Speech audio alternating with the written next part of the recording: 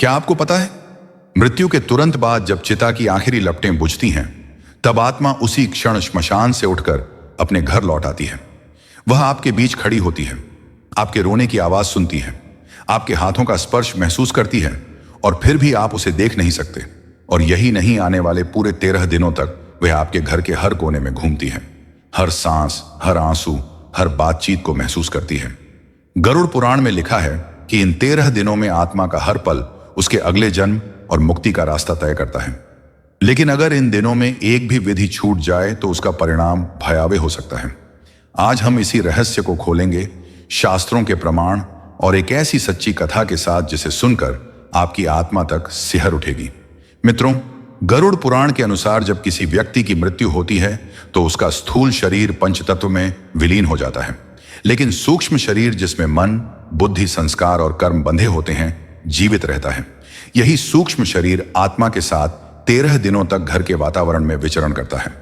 भगवान विष्णु ने गरुड़ जी से कहा था, हे गरुड़, मृत्यु केवल शरीर की होती है, आत्मा की नहीं।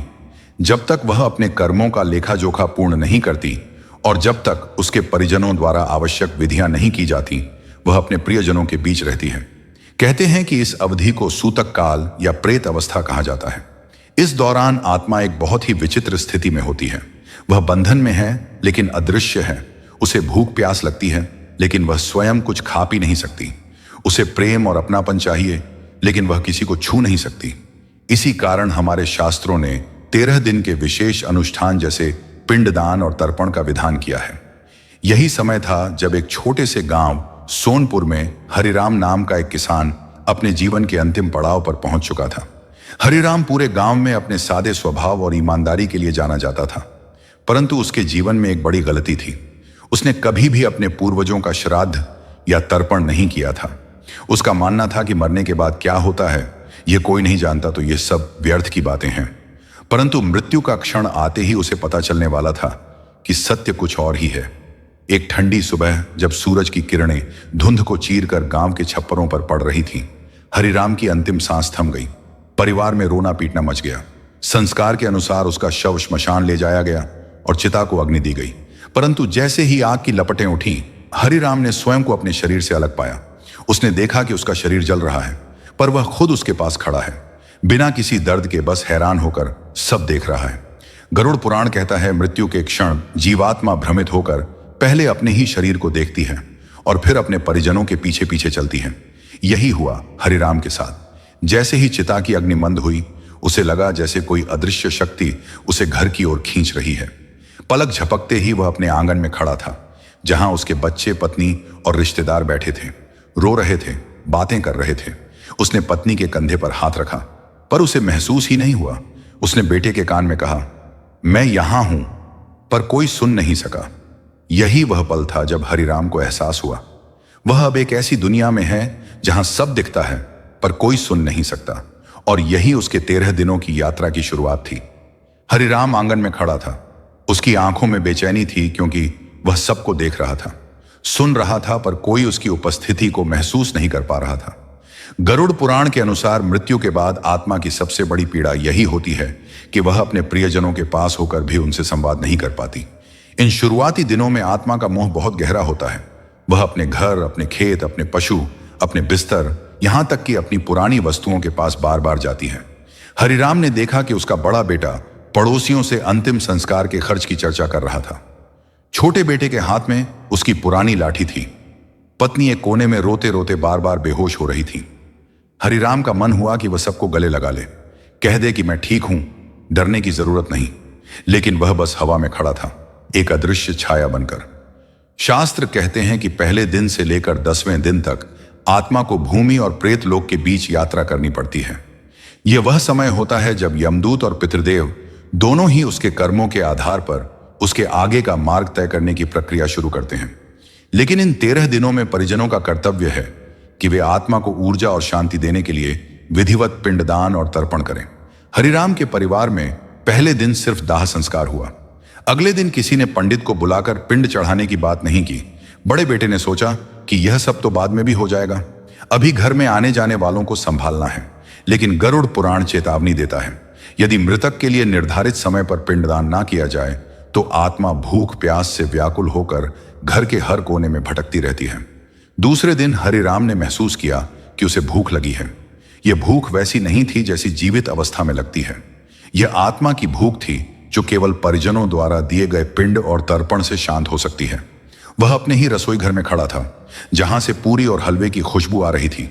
रिश्तेदारों के लिए भोजन बन रहा था, पर उसके हिस्से में कुछ नहीं था। वह उस सुगंध को महसूस कर सकता था, लेकिन स्वाद उसके होठों तक नहीं पहुंच रहा था। तीसरे और चौथे दिन तक उसकी व्याकुलता बढ़ गई।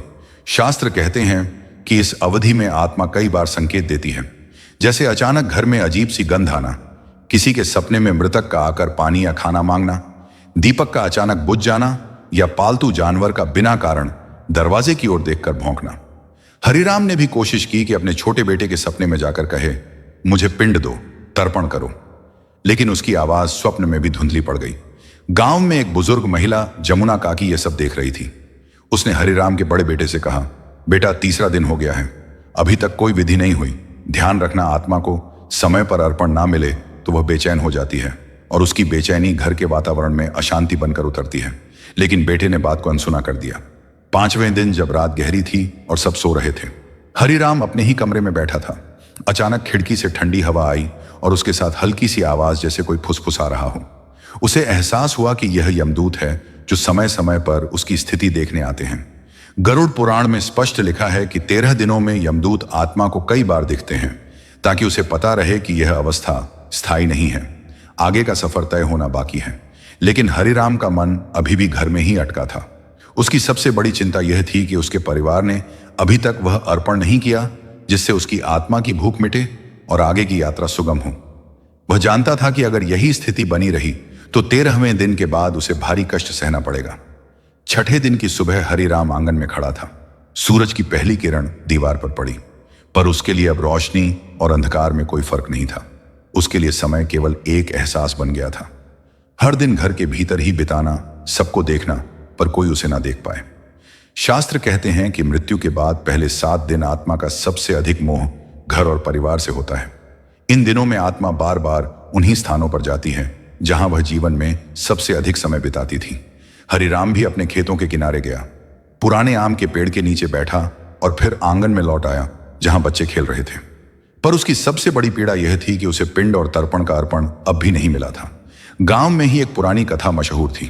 रामनाथ नाम का एक व्यक्ति मरने के बाद 13 दिनों तक अपने ही घर में भूखा प्यासा भटकता रहा, क्योंकि उसके बेटों ने कहा यह सब पंडितों का दिखावा है। परिणाम यह हुआ कि 13वें दिन की रात घर के अंदर अजीब घटनाएं होने लगी। बर्तन अपने आप गिरने लगे, दरवाजे अपने आप खुलने बंद होने लगे और परिवार के सभी लोग एक साथ बुखार से पीड़ित हो गए। बाद में जब गांव के पंडित ने गरुड़ पुराण के श्लोक पढ़े तो पता चला कि आत्मा के असंतोष ने पूरे घर के वातावरण को दूषित कर दिया था। रामनाथ के बेटों को फिर विधि करनी पड़ी, तब जाकर शांति लौटी। हरिराम को यह घटना याद थी और यही कारण था कि वह भीतर से और अधिक चिंतित हो रहा था।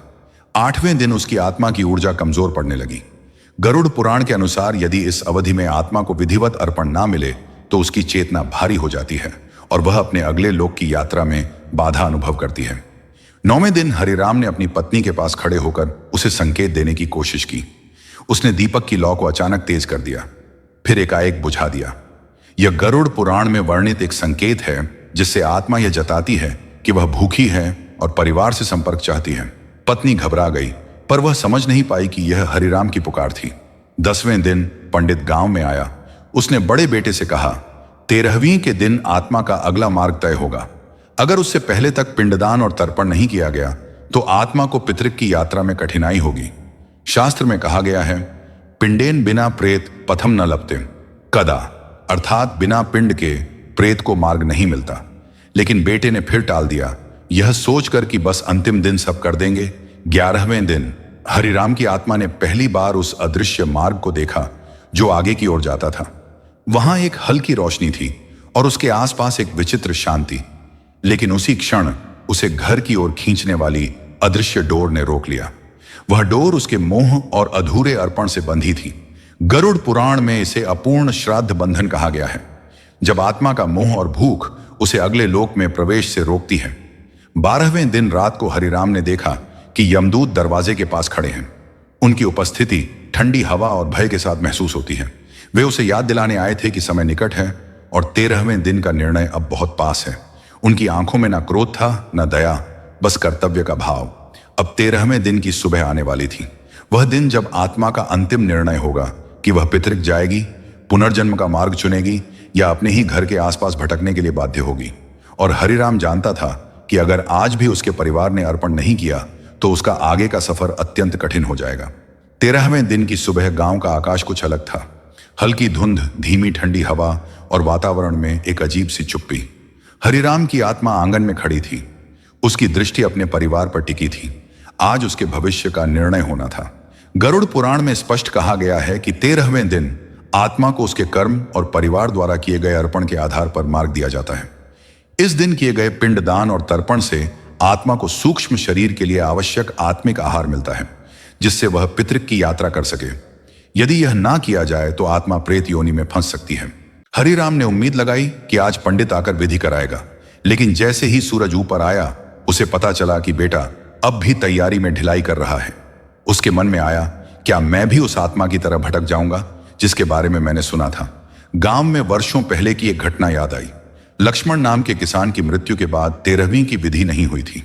कहते हैं कि उसी रात उसके घर में अजीब आवाजें आने लगी। रात को बिस्तर अपने आप हिलने लगे और कई महीनों तक घर के लोग बीमार रहे। बाद में जब बड़े पंडित ने शुद्धिकरण कराया तब जाकर शांति लौटी। गरुड़ पुराण के एक श्लोक में भी यह वर्णित है, श्राद्धम बिना गच्छति प्रेत शून्यतश चिरम प्रजा, यानी श्राद्ध के बिना प्रेत शून्य में ठहरता है और अपने परिवार को भी अशांति देता है। दोपहर तक हरिराम की आत्मा की शक्ति घटने लगी। यमदूत फिर प्रकट हुए। इस बार वे उसके चारों ओर घूमते हुए बोले, समय समाप्त हो रहा है। यदि तेरे वंशज तेरी तृप्ति का प्रबंध ना करें तो तुझे भूख, प्यास और मोह के साथ इस लोक में भटकना पड़ेगा। उसी समय आंगन में अचानक पंडित आ गया। उसने बेटे से कठोर स्वर में कहा, तेरे पिता की आत्मा तेरा इंतजार कर रही है। अभी भी समय है। पवित्र कुश, तिल और जल से पिंड अर्पित कर दें। यह केवल एक कर्मकांड नहीं बल्कि आत्मा का मार्ग है। बेटे के मन में कुछ बदला। वह तुरंत कुएं से जल लाया, कुछ घास बिछाई और पंडित के निर्देशानुसार पिंडदान आरंभ किया। जैसे ही पहले पिंड का अर्पण किया गया, हरिराम की आत्मा के भीतर एक गर्माहट फैल गई, जैसे किसी ने लंबे समय के उपवास के बाद भोजन दे दिया हो। उसकी आंखों से आंसू बहने लगे, लेकिन यह आंसू संतोष के थे। पूरी विधि संपन्न होने पर पंडित ने आशीर्वाद दिया। अब यह आत्मा अपने पथ पर जाएगी। और सच में हरिराम ने महसूस किया कि उसे बांधने वाली अदृश्य डोर धीरे धीरे कट रही है। उसकी दृष्टि उस रोशनी की ओर मुड़ गई जो पहले केवल दूर दिखती थी, पर अब बेहद पास थी। लेकिन यह कहानी यहीं खत्म नहीं होती, क्योंकि इस क्षण एक गहरा शास्त्रीय रहस्य सामने आने वाला था। 13वीं के बाद आत्मा के साथ क्या होता है और वह कौन सा अदृश्य लोक है जहां वह प्रवेश करती है। 13वीं की विधि पूरी होने के कुछ ही क्षण बाद हरिराम की आत्मा ने अपने भीतर एक अजीब हल्कापन महसूस किया, जैसे उसके चारों ओर का बोझ अचानक हवा हो गया हो। वह अब जमीन से ऊपर उठ रहा था और उसके पैरों तले की धरती धीरे धीरे धुंध में बदलती जा रही थी। गरुड़ पुराण में इस क्षण को पथ प्रदीप्ति कहा गया है। जब आत्मा के आगे का मार्ग स्वर्णिम प्रकाश से भर जाता है, उस प्रकाश के भीतर अदृश्य स्वर गूंजते हैं, जैसे कोई पवित्र मंत्र दूर से पुकार रहा हो। हरिराम ने पीछे मुड़कर अपने आंगन, अपनी पत्नी, बच्चों और घर को देखा। वह जानता था कि अब लौटना संभव नहीं। उसकी आंखों में ना कोई शिकायत थी ना मोह, सिर्फ एक शांति। वह समझ चुका था कि इस यात्रा का उद्देश्य केवल छोड़ना नहीं बल्कि अगले लोक में प्रवेश करना है। जैसे ही वह आगे बढ़ा, उसे दो रूप दिखे। एक ओर गहरे बादलों का रास्ता था जिसमें डर, ठंड और अंधकार भरा था। दूसरी ओर एक चमकदार पथ था जिस पर कमल की पंखुड़ियां बिखरी हुई थीं। यमदूत ने गंभीर स्वर में कहा, तेरे जीवन के कर्म और तेरे वंशजों द्वारा किए गए श्राद्ध ने तुझे यह पवित्र मार्ग दिया है। हरिराम ने महसूस किया कि उसके चारों ओर सुगंध फैल रही है, चंदन, तिल और कुश की। यह वही सुगंध थी जो तर्पण और पिंडदान के समय उठी थी। गरुड़ पुराण कहता है कि आत्मा को इस सुगंध और मंत्रों की ऊर्जा से ही पथ की दिशा मिलती है। थोड़ी दूरी पर एक विशाल द्वार दिखाई दिया जिस पर पितृक अंकित था। द्वार के दोनों ओर दिव्य आभा से युक्त प्रहरी खड़े थे। उन्होंने मुस्कुराते हुए कहा, तेरा स्वागत है। यहां तू अपने पूर्वजों से मिलेगा और तब तक रहेगा जब तक अगला जन्म निर्धारित ना हो जाए। द्वार के भीतर प्रवेश करते ही हरिराम ने देखा कि अनगिनत आत्माएं एक विशाल शांत झील के किनारे बैठी हैं। वे एक दूसरे से संवाद कर रही थीं, लेकिन बिना शब्दों के, केवल विचारों से, और वहां एक शाश्वत प्रकाश था जिसमें किसी भी तरह का भय, भूख या पीड़ा नहीं थी। हरिराम के पास एक वृद्ध आत्मा आई जिसकी आंखों में अनंत प्रेम था। उसने कहा, हम सब यहां अपने वंशजों की प्रार्थनाओं और कर्मों के सहारे आते हैं। जो पिंडदान और श्राद्ध करता है वह केवल परंपरा नहीं निभाता बल्कि आत्मा को यह पवित्र विश्राम देता है। जो यह नहीं करता उसकी आत्मा अधूरी रह जाती है और कई बार जन्मों तक शांति नहीं पाती। हरिराम ने महसूस किया कि उसकी यात्रा पूरी हो चुकी है। वह अब पितृक की शांत गोद में था, जहां समय का कोई बंधन नहीं, केवल प्रतीक्षा थी अगले आह्वान, अगले जन्म और अगले कर्म के लिए। दूर कहीं उसकी धरती पर परिवार चूल्हे पर रोटी सेक रहा था, हंस रहा था, जी रहा था। लेकिन अब हरिराम की आत्मा वहां से मुक्त थी और उसने मन ही मन आशीर्वाद दिया, जो भी इस ज्ञान को सुने वह कभी अपने पूर्वजों के आह्वान को अनसुना ना करें।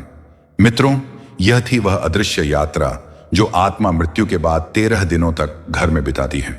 परंतु क्या आपने कभी सोचा है कि 13वीं के बाद आत्मा के साथ क्या होता है?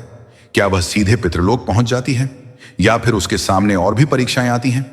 इस गढ़ रहस्य को हम अपनी अगली प्रस्तुति में विस्तार से जानेंगे। यदि आप चाहते हैं कि यह अगली कथा हम जल्द लेकर आए तो कमेंट में 13वीं लिखकर अवश्य बताइए। और यदि आपने अभी तक हमारे चैनल आत्म रहस्य को सब्सक्राइब नहीं किया है तो इसे अभी सब्सक्राइब कीजिए, ताकि जब यह अगला रहस्य हम उजागर करें तो सबसे पहले आप तक पहुंचे। याद रखिए, हर ज्ञान का समय आता है और शायद यह वही क्षण है जब आप अपने जीवन और मृत्यु के रहस्यों को गहराई से समझने के लिए चुने गए हैं।